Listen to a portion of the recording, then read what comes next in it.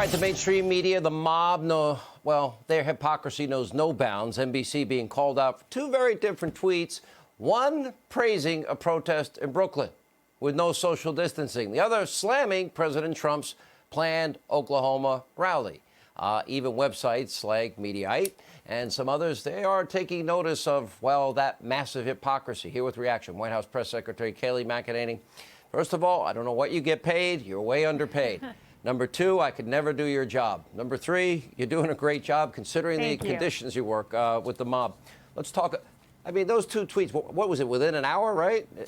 Yeah. I think it speaks volumes. Less than an hour and a half, CBS had a rendition of the same tweets. And look, this is so inherently contradictory. This is how much they have Trump derangement syndrome. They see 1 million people registering for a rally, so they're so contradictory, praising the crowd of protesters, criticizing the 1 million people who signed up for a Trump rally. We saw this with the churches when President Trump opened the churches, socially distanced.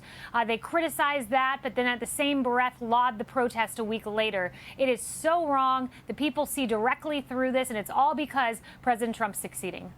Okay, let's now go to all of these issues. Now the president, we didn't have any reforms after Ferguson, after Baltimore, after Cambridge. That was on Barack and Joe's watch.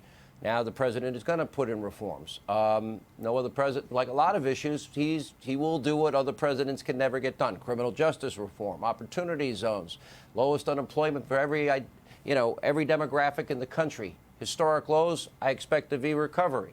Now he will deal with issues, more training. What can we expect from the president?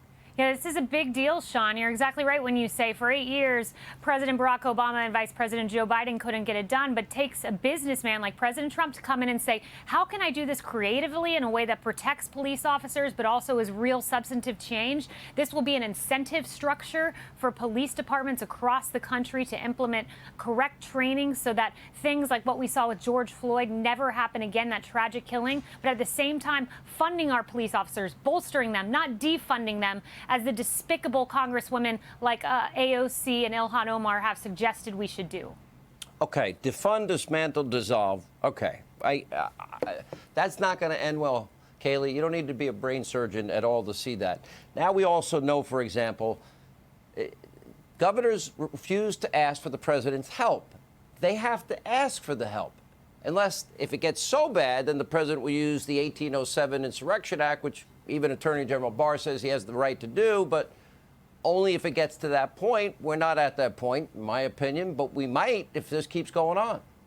Yeah, what we're seeing in Seattle is despicable. Look, over my shoulder, when the D.C. mayor, the liberal D.C. mayor, got a chance to control the streets, as she's supposed to do, this church burned. St. John's Church burned. Officers got injured. When President Trump came in and said enough is enough, the National Guard is being surged, it was a different scene in D.C. President Trump Minneapolis, correct? And Minneapolis. That's exactly right. But what we're seeing in Seattle is grotesque. Taking over 6 blocks of a city, defunding police through the anarchical actions of a mob. It is and crazy. The governors have to ask the president.